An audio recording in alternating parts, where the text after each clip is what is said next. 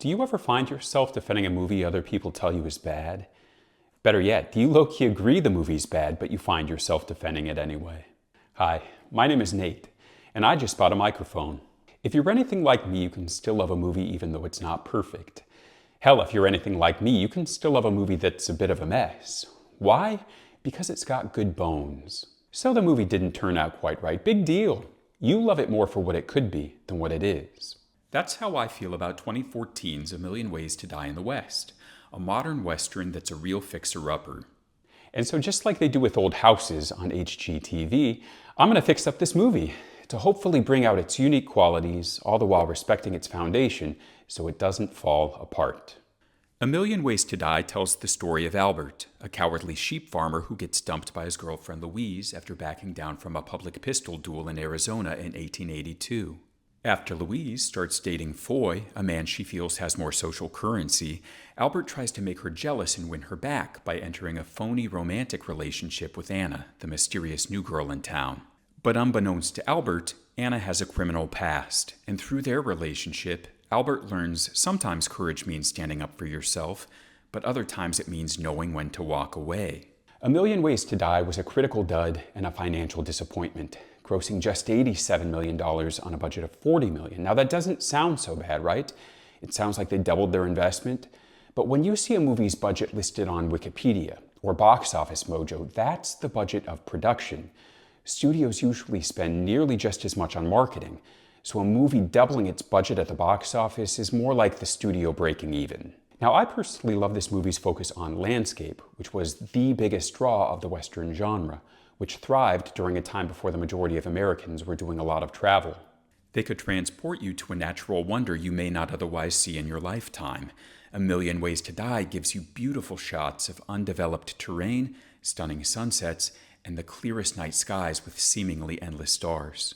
It's also beautifully lit, which is a major feat considering the many tricky issues Westerns pose for lighting design, like blindingly bright exteriors during daylight hours or the oil-based lamps of the pre-electric West. And yet everyone's skin in this movie is glowing.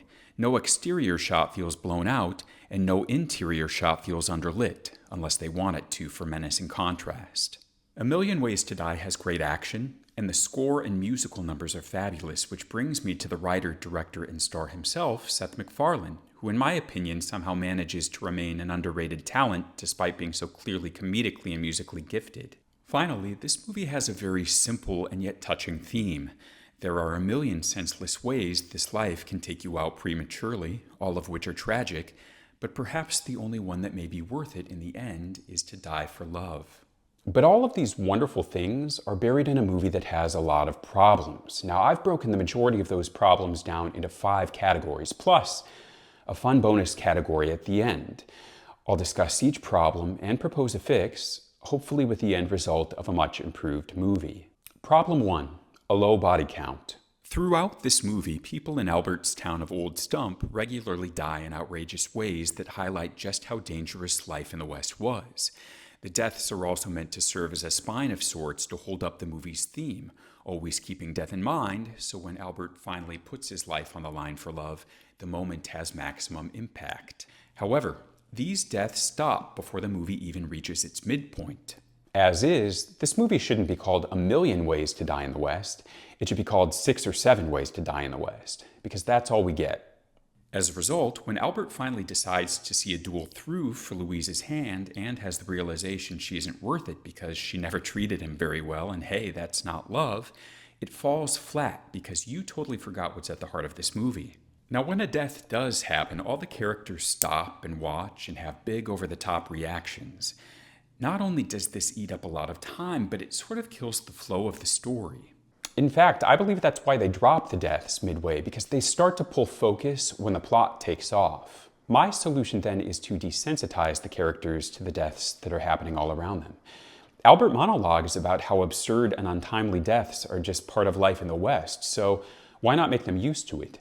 Have them pay it no mind. Instead of screaming about a man's skull being crushed by a falling block of ice, Albert and Edward could be totally placid-faced. After a beat, have Albert turn to Edward and say, "What day is it?" and have Edward say, "Tuesday." And then they could just walk off. By the time the bull kills the man at the fair halfway through, have the characters not even notice anymore. They just continue their conversations, leaving the reacting to the audience only. As a result, the pace doesn't slow down, and additional creative kills can continue in the background for the audience's enjoyment, even taking place during scene transitions, and always keeping the movie's theme in play. Problem 2. An over-reliance on dialogue for laughs. Film is a visual medium. Certain filmmakers, like Quentin Tarantino for example, are well known for their incredible dialogue, but they are very few and far between because, generally speaking, in film, images have more power than words. This applies to comedy and film too. Relying so heavily on dialogue for laughs may be symptomatic of McFarlane coming from animated TV, which has visual limitations and therefore may require more verbal comedy. In a live-action film, however, this comes across like McFarlane is trying to explain to his audience why his jokes are funny before they have the chance to decide for themselves. Take the scene where Albert and Edward avoid getting involved in a saloon fight by pretending to fight each other. Albert narrates what they're doing as if the viewer isn't smart enough to figure it out by watching them intentionally missing blows and looking around nervously. Nobody needs to come over here. This fight is way more violent than all other guys' fights. Or take the running gag about Albert being a bad sheep farmer. When Louise dumps Albert, she expresses annoyance that he can't keep track of his sheep. Yeah, but you're not even a good sheep farmer, Albert. Your sheep are everywhere. The one thing a sheep farmer has to do is keep all of his sheep in one place, all right? I went to your farm the other day, and I saw one in the backyard, 3 way up on the ridge, 2 in the pond, and 1 on the roof. Indeed, when Albert goes home, we see a sheep on the roof. But it's not funny because it's already been said. Worse, when Albert tells Anna he found one of his sheep in the whorehouse and it made $20, we get no visual whatsoever. Louise was right. I can't keep track of them. There was a sheep in the whorehouse last week. Really? Yeah. Wandered in there, and then when I went to pick it up, somehow it had made $20. This brings me to my solution. Show. Don't tell. Imagine how much funnier it would be if all that was ever said on the matter was Louise stating that Albert can never keep track of his sheep. Then, throughout the movie, we see Albert's sheep in increasingly wacky places. On Albert's roof, in the whorehouse, leaving a room wearing a garter with a 20 in it, giving the 20 to a buggy driver to take her home. In the saloon fight with Albert and Edward, shanking a guy with a knife. It then becomes a fun game for your audience to watch where Albert's sheep will turn up next. A great example of this is Robin Hood Men in Tights. King Richard has a face mold that moves in every scene. Now imagine if instead of letting the audience notice this, other characters pointed it out every time it moved. Or worse, if we the audience never saw it move at all and only heard other characters talk about it. That's not nearly as much fun. Problem 3. Dated humor. It's pretty common knowledge that most comedy doesn't age well. Our culture changes and grows, and something once deemed funny becomes inappropriate. This has become such an issue present day that studios are scared to greenlight big-budget comedy for fear of offending and losing money. As a result, broad comedy is in jeopardy of becoming a thing of the past. For me, it's the racial humor of A Million Ways to Die that hasn't aged particularly well. You yellow, Stark? Okay, well, that's a little racist to our hard-working friends over here from the Far East, right, guys?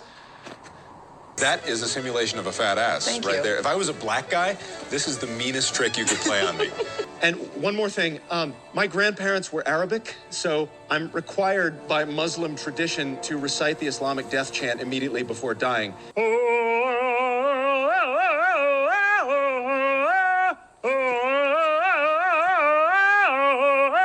Now look, I am not the joke police, and I'm not really here to tell people what they can and cannot joke about. I actually personally believe that pretty much anything, no matter how tragic, can be made funny if done in the right way. For example, the late Norm Macdonald found a way to make 9/11 funny in a running bit on his podcast, where he'd trick his guests into laughing about 9/11 and then call them out for being terrible people. Wait. You want to hear my impression of the 9/11 call from Johnny Carson? 911 call. Yeah, I'm sorry. Yeah. But 9/11 was a national tragedy. Yes, it was. Why do you laugh at that? You said it. I think racial humor can be done successfully too. It just seems to me that maybe you should consider who gets to tell the joke. Take Robin Hood Men in Tights again. Robin, who is white, is put in jail because he is a prisoner of war. A Sneeze, who is black, is also in jail, but it didn't take nearly as much for him to land there. What are you in for? Jaywalking. I see. The racial joke works better here, I think, because the actor delivering the lines belongs to the race the joke is about. Better yet, maybe who writes the joke should be considered too, like with White Chicks, where the Wayans brothers found a way to make white people using the N-word funny. Guys,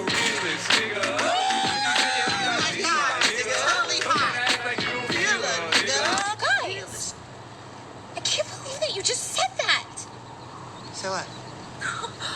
The N-word? So? Nobody's around. Yeah.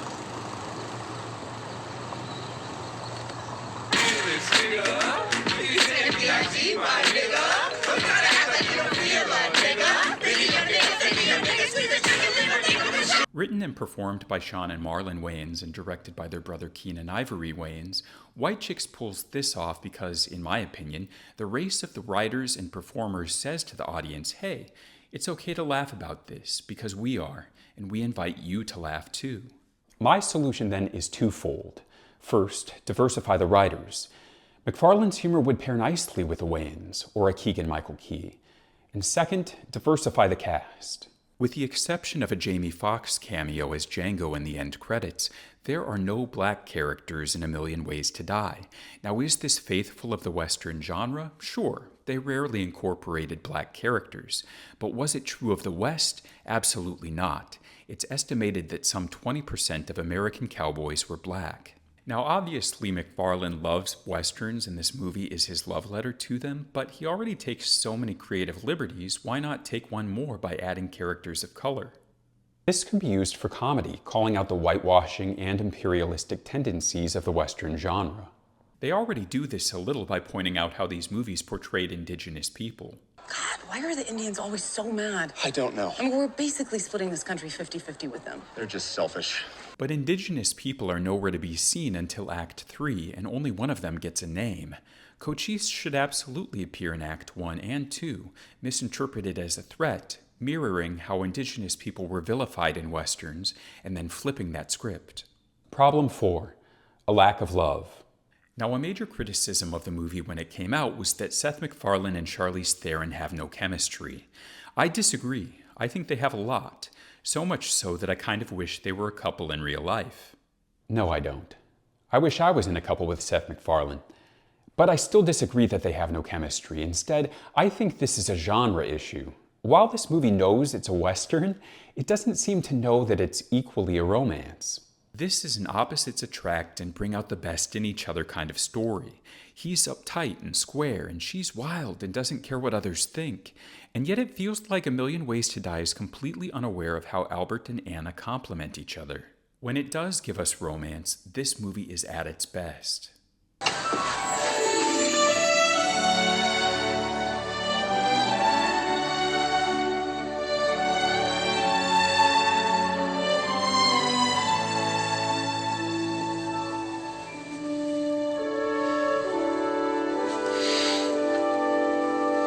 But for every great romantic moment, there are 10 missed opportunities. Anna gives the very innocent Albert his first ever cigarette, and yet the movie doesn't seem to realize this is a cute moment. When Albert is a bad shot at the fair and gets embarrassed, Anna steps in, winning him a prize. She wears the pants in their relationship. I'm not gonna lie, I'm a confirmed homosexual, and even I thought this was hot. But the movie doesn't. It just keeps going. And so I give you solution 4. Play up the romance. Problem 5, a non-existent subplot. As mentioned, Anna has criminal ties. In reality, she did not recently move to Old Stump as she claims. Rather, she is married to Clinch, the leader of an infamous gang of bandits. While Clinch's gang are on their way to hit a town called Sherman Creek, they decide to send Anna to the neighboring town of Old Stump to protect her, I guess? Anna is literally just an old stump to wait for Clinch. It feels like the writers planned to flesh out the subplot in their next draft, but the movie went into production before they could.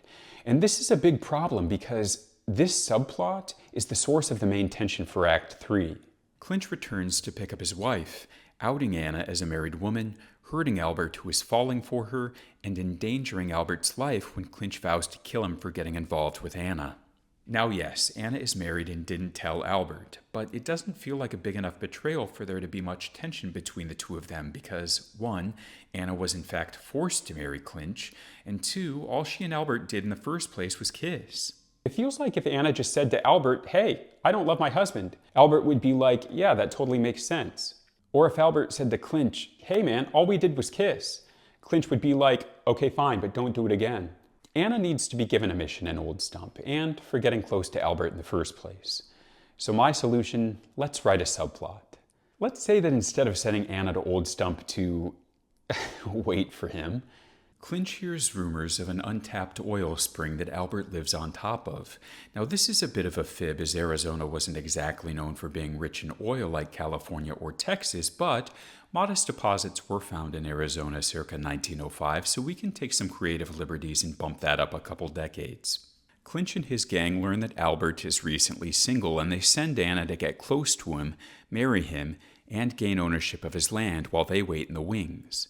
However, Anna falls for Albert, which she has to convince him of after Clinch returns and begins to drill on Albert's land. Anna finally convinces Albert, who challenges Clinch to a duel for her hand.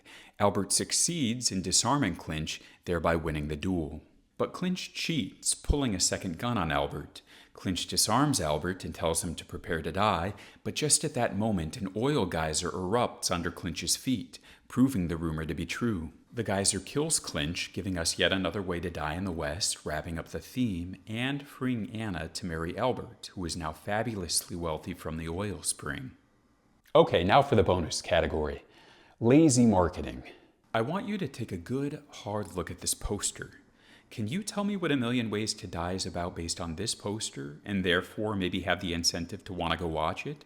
I can't, and that's crazy because this is a high-concept story. A high-concept story is one with a plot that can be summed up in 25 words or less. Most big-budget movies are high-concept because they tend to be easier to market and therefore easier to profit from. For example, an introverted teen girl enters a love triangle with a vampire and a werewolf and must choose between them.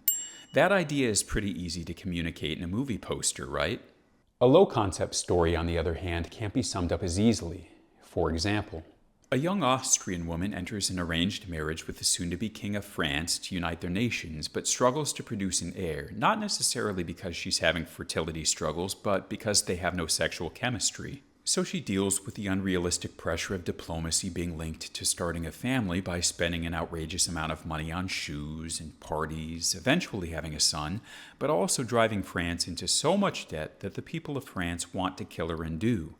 Now, how do you communicate all that in one image? You can't really, so they're riskier and studios make less of these movies.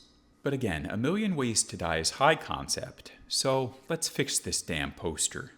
To better communicate the concept, let's have Albert standing in the road, looking goofy and nervous, holding a gun, as framed by the legs of another man he's about to duel. We can put Louise in between them as well if we want. Maybe. No, I don't like Louise. No one likes Louise. Let's cut her. Great, done. But let's say that's too on the nose, or that we're obligated by contract to include Liam Neeson and Charlize Theron on the poster. That makes sense, right? They're big stars. In that case, here's an alternate. A Million Ways to Die has a running gag about how no one smiles in photographs because they take 30 seconds to capture. Anna tells Albert a rumor of a man who does smile, and now people think this man is insane. Albert eventually tracks down a photo of this man and gives it to Anna as a sweet gift. The poster for A Million Ways to Die could be in the style of an old-time photograph then, with all the major characters of the cast included, looking placid-faced, as to be expected for the period, except for Albert, who is smiling and therefore looking insane. That doesn't necessarily communicate the concept, but it does sell the kind of humor one can expect if they go see the movie. So there you have it. Renovation complete. What do you think? Did I make this movie better? Truth be told, even without my renovations, A Million Ways to Die is a movie I love and return to time and time again because there's just so much to like. Especially McFarlane. In making this video, I think I realized just how big a fan I am. Whereas A Million Ways to Die may be McFarlane's love letter to Westerns, I think this video is my love letter to McFarlane. With the exception of the obligatory sequel to Ted, A Million Ways to Die was McFarlane's last attempt at writing and directing a movie. Maybe he predicted the bleak future of broad comedy and film, or maybe it was the criticism. Which leads me to a point I always want to make in my videos. Film criticism is easier than filmmaking in a million ways. Pun intended. McFarlane has fully retreated to a place he feels secure, which is TV. And that's a big loss. Not for TV, obviously, but for the movies. I, for one, would like to see him try again. Now, I'd like to hear from you. Are there any movies you love even though you know they're very flawed? Tell me in the comments. Is anybody watching this?